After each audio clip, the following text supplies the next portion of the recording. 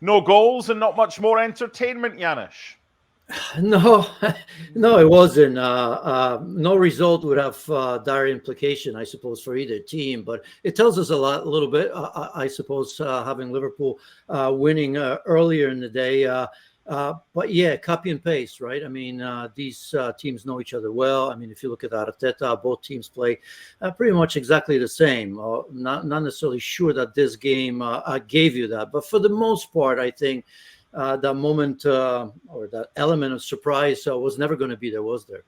No. Robbo, Manchester City haven't beaten either of their title rivals this season. So is Arteta the happier manager today? Did his game plan work? Well, I'm not sure what his game plan was from start to finish, because at the start of the game, they were trying to press the ball quite high up the field. I think they wanted to try and dominate Manchester City, win the ball in good areas, and then counter-attack from there.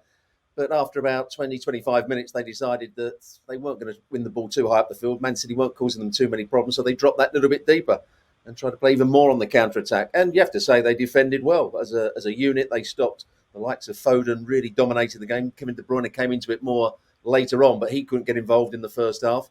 And they nullified really Manchester City's threat. And even when Bernardo Silva had the ball on the right-hand side when he was playing out there, he'd go past somebody, but he couldn't see that next pass. And as I've said many, many times, when those situations happen and they have to go from back to front, you need Erling Haaland to hold the ball up, and he doesn't do that at the moment. And I think at times he's a weak link in the Manchester City team. I'm looking at the big chances from this game, and that's it. I've finished looking at the big chances from this game. Look, this wasn't something that was designed to entertain us, the viewer. This was something that, is it more important not to lose the game or more important to win the game? And Janusz, did you ever get the feeling that either side were going to maybe take a gamble, or did you get the feeling that, no, this could go on another half hour and probably still be the same? Well, I thought that Arsenal maybe would take a little bit more of a gamble, right? Just as I agree that maybe they've notified Manchester City, I think Manchester City have totally notified Arsenal here, right? I mean, if you look at Arsenal, you have to learn how to be champions, and I think they're doing that. Last season, they were close. This time, they're a little bit closer. As Stuart said, defensively, they've been superb. But this Manchester City is not as good as the one last year. And the problem with Arsenal I have, and ultimately it may not be, is that there's no plan B. I mean, it's clear in terms of what to do to stop Arsenal, right? I mean, the combination between Odegaard and Saka in the wide areas. I mean, if you watch both Porto games, and they were non-existent. Both Wendell and Galeno took Saka out of the game. On the other side, if I remember, João Mario and Francisco Conceição did as well. We've seen that from time to time in the Premier League to a lesser degree. But if you take them out, I mean, I hope nobody's going to say, well, Saka was kind of maybe not 100%, because you take that out, and then Arsenal, there is no plan B. Whereas with Manchester City, I think there's more of that. So time will tell. But as I said, this is copy and paste. So to a degree, it was easy. Robbo, let's look at the progression from an Arsenal perspective. Last time they went to the Etihad, they lost 4-1. Next time out, at home, they beat City 1-0 when Martinelli scored late on. Today, they get a goalless draw at the Etihad. I suppose it shows how much they missed Saliba when he was injured last season. Will there be, if they don't win the title, say they lose it by a point and Liverpool win it or whatever, will there be any case of Arsenal looking back at this game and Arteta thinking, you know what, that's a makeshift City defence, could we have gone a bit more from it, or is he happy with the point? Yeah, I think before the game, I thought that Arsenal would play better than they did today in terms of the attacking side of the game. Saka is their big threat, as Janusz just said, but Saka wasn't able to get into the game particularly well. He had to do a lot of defensive work. And on the other side, Jesus was often coming in on his right foot and had one or two efforts early on in the game, but drifted out the game. Havertz couldn't really hold up the play, and they couldn't get their midfield players. Odegaard, in terms of his passing, was as poor as I've seen him for quite some while. So he'll be disappointed with the attacking side of the game. Even the last chance when Trossard came on, and he could have played it across. That was a half a chance. They didn't make the most of those situations. So I would say that Arsenal didn't play well as an attacking unit, but they defended much better. So that's progression in terms of their defensive side of the game. And the person you have to give a bit of credit for is not just Arteta, but is Declan Rice, because he did both sides of the game today. He pressed the ball when it needed to be pressed, and he dropped in front of his centre-halves when he needed to drop. And I think his athleticism just gives Arsenal that little bit of more authority to go and defend games like they did today. Yeah, Janusz, October 2021, 2.5 years ago. That was the last time City failed to score at home in the Premier League, which is incredible that they've gone since then, scoring in one goal at least in every single home game. The rest of the season, that's the hard games out the way. The finishing 4 games, you're expecting them to take all 12 points from that. Although they're behind and playing catch up right now, who's the favourites for the Premier League? Yeah, if you just base it on schedule, you have to say that City. I mean, we all know that they really have had a hard time against the top 5 teams this season, but they do their bit against everybody else. So I suppose logic will tell you that maybe Manchester City, but I don't know. I just think that this game needed to decided to get rid of the third team, and I'm still liking Liverpool, even though if I look at the schedule, it's not easy. Arsenal's certainly very difficult as well, with Villa, Chelsea, Spurs, and United still to come. But, I like Liverpool. They're doing what they're supposed to do. I like the story with the Jurgen Klopp. I understand, of course, that later on they'll have 3 away games. I believe it's Fulham, Everton, and West Ham. So that's not going to be easy. But, they still have difference makers coming back. And Trent will be back very shortly. Diogo Jota is going to be back. I think Curtis Jones is still a player that either from the start, from the bench can make a difference. And I'm kind of jumping a little bit on this bandwagon because I haven't seen the best of the best yet. You look at Manchester City. They're not the same, right? I mean, at this stage, normally they probably, they're the best defense, they're the best attack. Erling Haaland not scoring in the biggest of matches in the Premier League as well for the most part. So I don't know. I'm thinking Liverpool here. Robbo, can you compare and contrast Manchester City this time last year and this season, please? Well, they were on a great run at the end of last season. They were playing great football. You knew that they were going to dominate games. They had a centre forward who was going to score goals whenever he got chances. They had threats from all over the pitch. And it doesn't seem quite the same confident Manchester City team at the moment. Why is that, Robbo? I would say that 1 or 2 players are not fully fit. I think Kevin De Bruyne is still not back to his very best.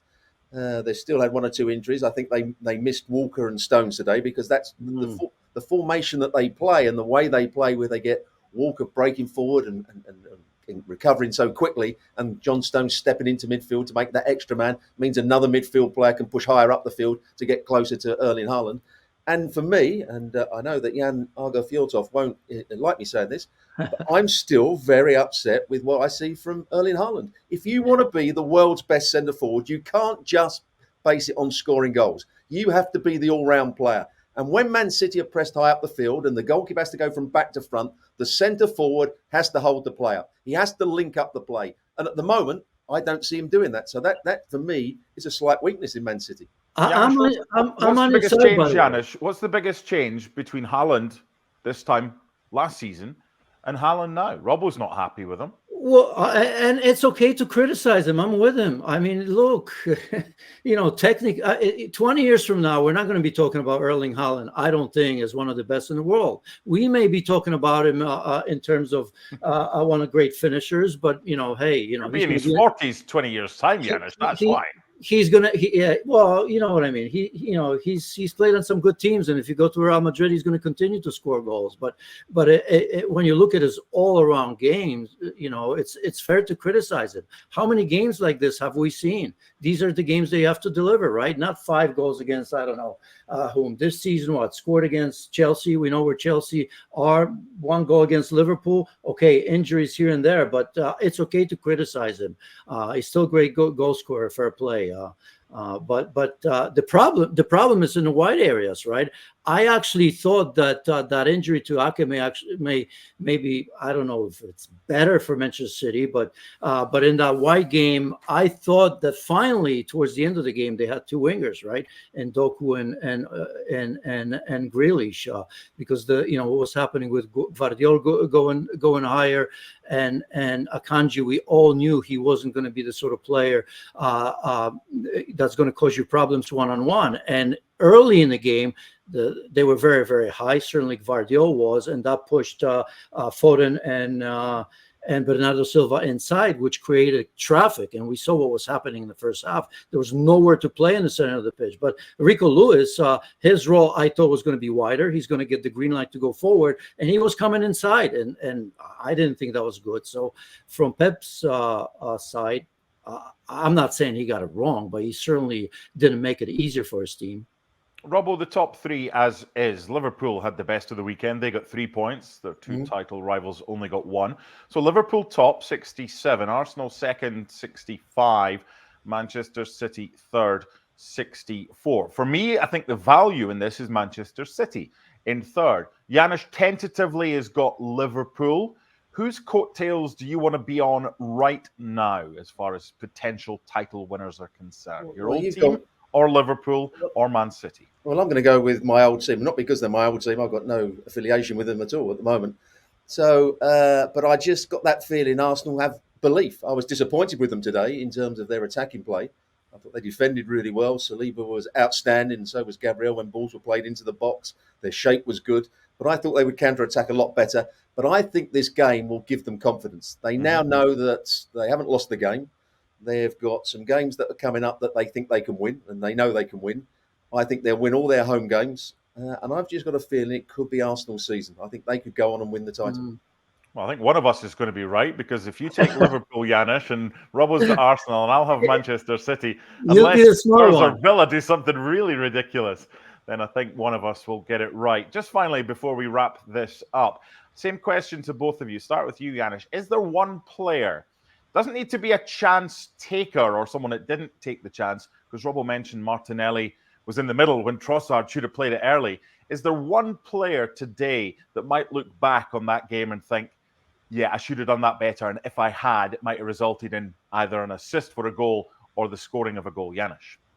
Gabriel Jesus, I thought he was poor against his old team. There was that one chance, I think, and then one combination that we actually saw between Odegaard and Saka. I don't know if you remember when Saka got to the byline finally, maybe for the first time, and played it across the 6-yard box, and it was a sliding. I think Gabriel Jesus on the far post. I think maybe he gets to that, but he was frustrated. He wasn't happy to come off, but certainly didn't do what I expected him to do in a big game like this. I think he could have been a hero. So I mean that's an issue, right, on that side, because Martinelli, injury aside, hasn't been maybe the same as he was at the start of the season. So between those two, but Martinelli obviously played so little. Gabriel Jesus for me was the one. Robbo? Well, I'm going to go with Phil Foden, because it was only 3 or 4 weeks ago that the manager, Pep Guardiola, was talking about him being the best player in the Premier League, the most creative player in the Premier League, the most dangerous player in the Premier League. We didn't see that today. He was playing sort of on the left-hand side, coming in field, but he couldn't find space. He didn't always make good decisions, and he didn't affect the game one iota, and that's why he was taken off. So I think he'll be disappointed with his performance and the way he affected the game, or his lack of effect in the game. So Phil Foden for me.